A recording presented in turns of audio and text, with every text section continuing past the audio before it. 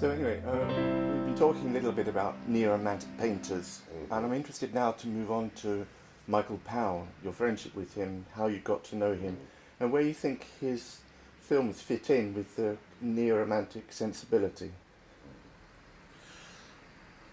Well, first of all, I didn't meet Mickey until relatively late on, but I'd always been an admirer. I remember one of the great cinematic memories of my youth was, this would have been just after the war, I suppose, we were staying with my grandmother, since she died in 47, I think, it would have been just before that, in Lincolnshire, and I used to go to the cinema with my Auntie Dorothy, and I remember we went to see A Matter of Life and Death in the cinema when it opened in Skegness, and afterwards we were so excited by it.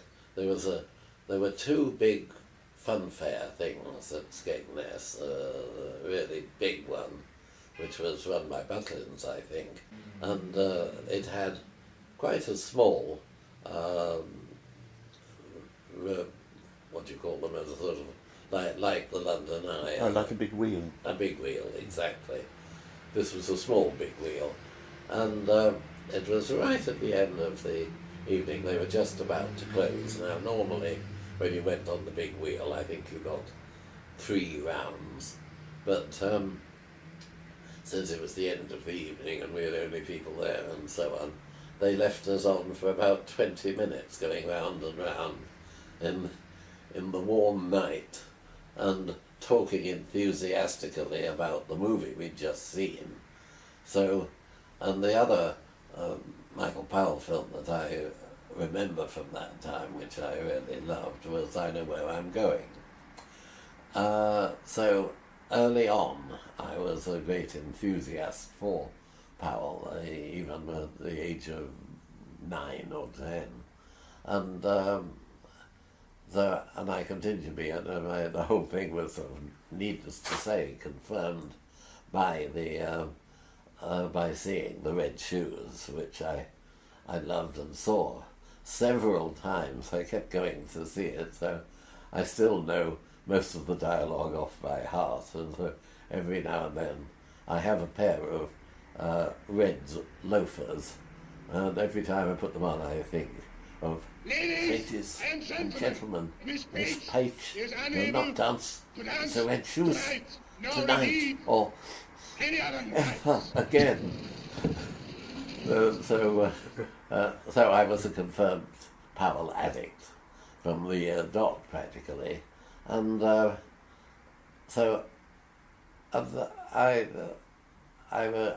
remember people always said that the critics and the world at large were so shocked by Peeping Tom, which of course wasn't a Powell and Pressburger film, just a Powell film, that ended his career in effect, because people afterwards wouldn't touch him as a filmmaker, and he did make a few films afterwards, but that was the end of his being so famous and celebrated and loved by everybody. I don't know if that's true. It may have been true. I didn't find the film at all shocking. I mean, people said the same about Psycho, but Lord knows that didn't stop Hitchcock in his tracks. By at that time, I still hadn't met Powell. I met him sometime around Peeping Tom, I think, but just in the way that, a film critic meets a filmmaker. I didn't really get to know him. Well, I never knew him very well, I must say. But anyway, I got irritated by the way that he was neglected as he was after that, so that his reputation had gone down, and I also remember that the sight and sound crowd were very much against him for some reason, and when they had a likes and dislikes number of special thing, which was shortly after they took over, so in the early 50s, I guess. They in the likes and dislikes, one of the things they said, you cannot like both Orphée and the Red Shoes, and if you think you do, you're wrong. And I thought, well, I like them both, and I know I do, so I don't believe I'm wrong. So there was this sort of prejudice in the sort of new cinema quarters against Powell, like he was the old guard that they were reacting against, new realism and all the rest of it. And so anyway, I did somehow manage to persuade Penelope Houston, who was then editing the Sight and Sound, to let me write a sort of revaluation article about Powell. And so in connection with that, indeed, I got to see a lot of his films, which were then quite inaccessible, but they were all in the National Film Archive, and so I managed to get screenings of the ones I hadn't seen, and so on, which also I found a couple of other writers from the Sight and Sound group were managed to find out about them and said, do you mind if we can? And I said, of course not, no. And they subsequently became experts on Powell, who were supposed to have rediscovered him, to such an extent that when the article came out, the girlfriend of one of them wrote to Sight and Sound saying that it was disgraceful they'd published this article because I'd stolen all my ideas from her boyfriend. And so when actually it was the other way around, but still. I think that article did have some effect. I think it did get a number of the people connected with the new cinema group and so on to look again and to recognize that even if you had complaints about his taste for fantasy when you thought cinema should be realistic, and if you had some hesitation about his taste, a lot of people thought he was too vulgar and flashy and baroque, that still he was a very distinctive talent. I mean, if you're looking for a British auteur, you can't think of a better one. And so I think it started something to such an extent that then at that time the BFI was running two series of books called Cinema 1, Cinema 2, which were published by Secker and Warburg in Britain. And Cinema 1 was little books, mostly sort of monographs about individual directors. So they'd already done one on Mamoulian, which again was a sort of revaluation thing, because Mamoulian was at that stage almost totally neglected. People had forgotten him, and so on. And so I was commissioned at that time to write a book for Cinema 1 about Michael Powell. And at the same time, my friend Richard Roud, who was then film critic of The Guardian, was commissioned to write a book about Bertolucci. And all this was going apace. We'd done research and started to write our books. When the American publishers changed, I forget who was publishing this series to begin with, but I think it was Oxford University Press USA that took over, And they immediately said that of the things which were currently on the drawing board, they didn't want my book about Powell and Richard's book about Bertolucci, because who's heard of them? Who cares? Who wants them? We wouldn't sell any, and so on. So they were cancelled, much to our irritation. And ironically also, because in the next year after the cancellation, Scorsese took up Powell and made him a cause, and so suddenly all sorts of unlikely people started looking at Powell again and approving of him and so on, and books on Powell started coming out, and at the same time Bertolucci made Last Tango in Paris, and so everybody knew who Bertolucci was. So I guess I don't know whether they ever bothered to regret having cancelled our books, because we would have been the first in the field. However, so that was that. But then later on, when Powell was writing his autobiography, he'd written the first volume of it, and by that time my Hitchcock biography had come out from Faber, and my editor at Faber was also the editor for Mickey's book, and he one day he was going to see Mickey, because apparently there was a lot of pressure from other people in Faber that they said, this book's interesting, but it's too long.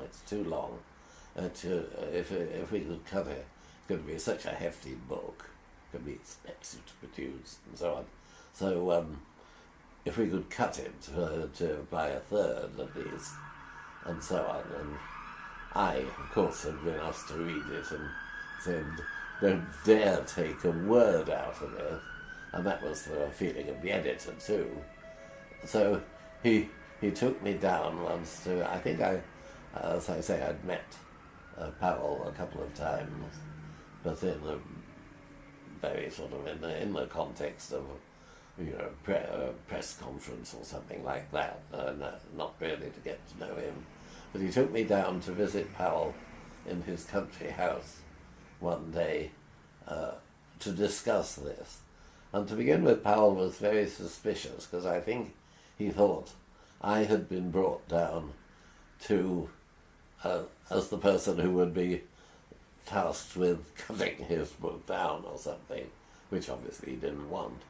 But I soon made it clear that wasn't my intention at all, quite the reverse, and so on. And that was when I first really got to know him. And then I saw him a number of times subsequently, and we became quite friendly. So, going back to the quality of his films and the period in which he conceived them, how much do you think that they fitted in with the prevailing mood of the time, this neo-romantic mood? I think very much, very much. I mean, the attitude to the landscapes in which they take place, but the whole sort of fantasy element of it. I mean, a lot of the neo-romantics are connected with the sort of pastoralism which they learned originally from Palmer and Calvert and the Shoreham school of the 19th century. And I think there's a lot of the same sort of quasi-mystical feeling for landscape. And the Englishness, I mean, you have to emphasize that they're all very English in a way that is not really approved of now. I think that's very important, that Powell, though, in many ways, if you look at his total oeuvre, he seems like a very cosmopolitan director. I mean, he certainly knows what's going on in cinema in the rest of the world and takes note of it and fits in with it, But ultimately and essentially, I think he is very distinctively English. Funnily enough, even in, or perhaps especially in the films that he made with Pressburger, who obviously was an emigre, but then on the other hand, there's no one like an emigre to see interesting aspects of the country that he goes to. I mean, a lot of the most interesting films about America are made by British or Czech or whatever directors who've gone to America to make films. We look at the films of John Schlesinger or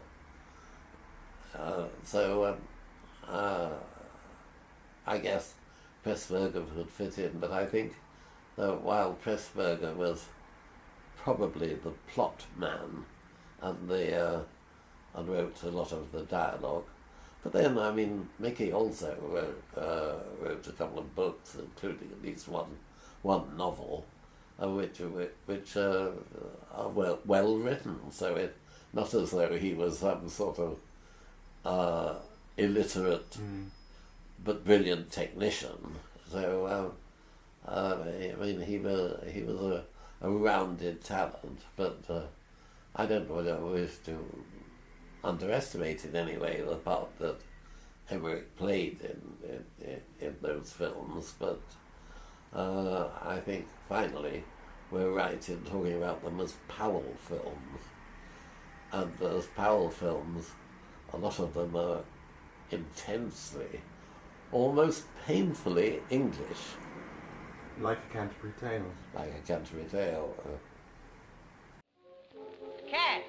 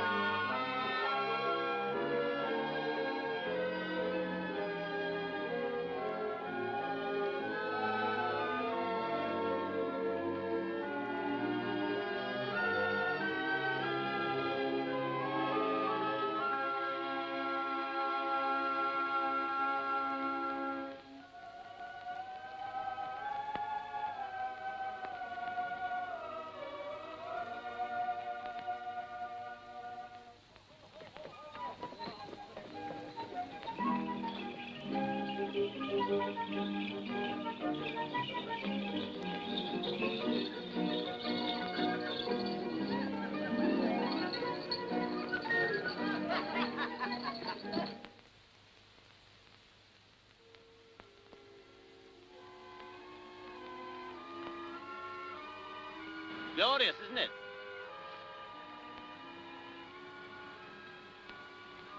Is anybody there? It's a real voice you heard. You're not dreaming. No. Just now, I heard sounds. What sounds did you hear? Horses' hooves. Voices. And a lute. Or an instrument like a lute. Did you hear anything? Those sounds come from inside, not outside. They're only when you're concentrating, when you believe strongly in something. Just now I was concentrating on who was coming up the hill to disturb me. Disturb you at what? Breathing the air, smelling the earth, and watching the clouds. Why don't you sit down?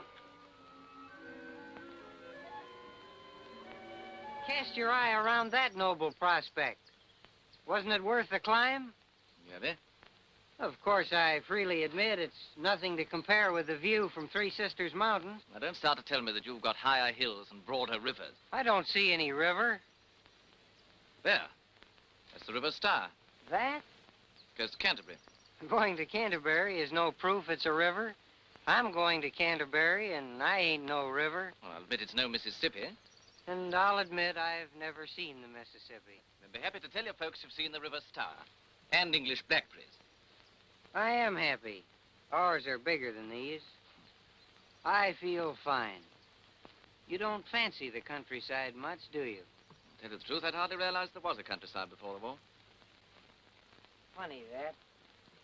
How the war can open your eyes to a lot of things. Come on, Pete, I'll race you down. You're on. Yes, I love the Canterbury Tale, and I'm interested. Did you see the exhibition at the Barbican about the Neo-romantics? I did. That was really my first introduction to them. Because, of course, in that there's a section about Powell and the Canterbury Tales. That's where I first came across it, yes. Yeah. That was in 87.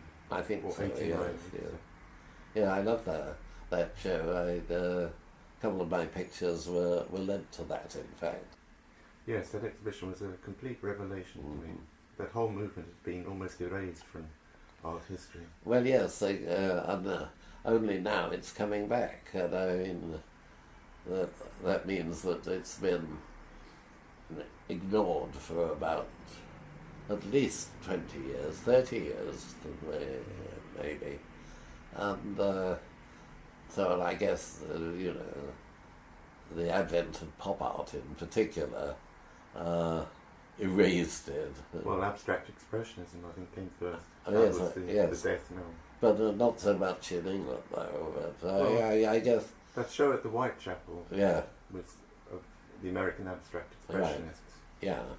Really shifted the direction away from parochial English landscape. Yes, well, I think that's very true. But I've been very struck by the fact in various arts such that what seemed at the time like total opposites, a few years later, you see how they're all part of the tone of the times. I mean, it always amuses me to think that when Buñuel and Dali were making L'Âge d'Or, Cocteau was starting out, and they were regarded as absolute opposites. They were total rivals, the Surrealists, and Cocteau, his works were sort of anti-surrealist. Well, now, if you look at the films side by side, as it were, they look like products of the same era and almost of the same school.